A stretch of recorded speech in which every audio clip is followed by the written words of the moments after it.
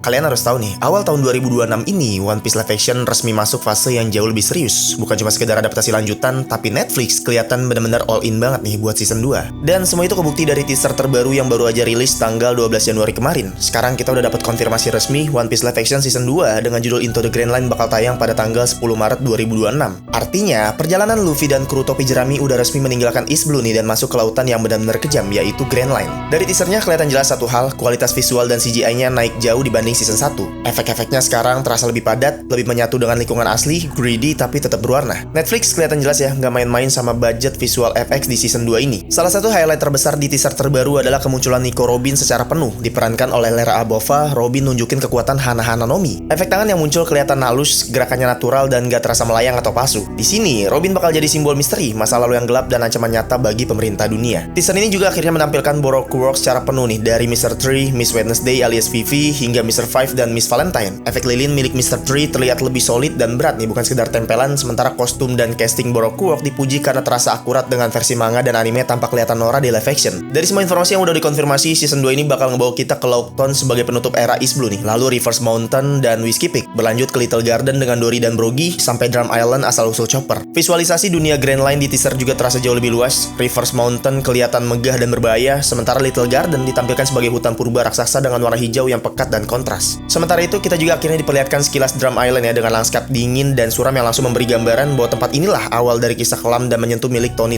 Chopper. Dan satu hal penting, Arabasta gak masuk season 2 bukan karena dilewatkan, tapi karena terlalu besar. Netflix kelihatannya kayak sengaja nyimpen arc ini buat season 3 nih, yang kabarnya udah mulai masuk tahap awal produksi. Sekarang kita masuk ke bagian yang paling ramai dibahas nih, yaitu Tony Chopper. Chopper di live action season 2 nggak dibuat asal CGI. Netflix pakai kombinasi antara efek praktis dan CGI dengan teknologi facial capture yang dilakuin langsung nih oleh Michaela Hoover. Artinya, ekspresi wajah Chopper, gerakan emosinya, rasa sedih, takut, dan senangnya itu semua berasal dari aktor manusia, bukan animasi kaku. Netflix juga memperkenalkan konsep Chopper Global Dubbing, di mana Chopper punya pengisi suara berbeda di tiap negara. Yang paling bikin fans lama merinding, Ikue Otani, pengisi suara asli Chopper di anime, resmi kembali mengisi suara Chopper untuk versi dubbing Jepang nih, seolah Netflix bilang ini masih Chopper yang sama. Ada juga bocoran penting lain soal Heavy Point, wujud Chopper yang besar dan menyerupai manusia. Untuk bentuk ini, Netflix pakai body double aktor asli, yaitu Gavin Gomes. Jadi Brand Point tetap pakai CGI dan facial capture, sementara Heavy Point dikombinasikan dengan aktor manusia plus prosthetic dan CGI tambahan. Ini bikin transisi Chopper dari imut ke brutal terasa lebih realistis dan gak aneh secara visual. Menariknya, semua update ini rilis di momen yang pas nih, karena di awal tahun 2026 anime One Piece lagi hiatus sementara.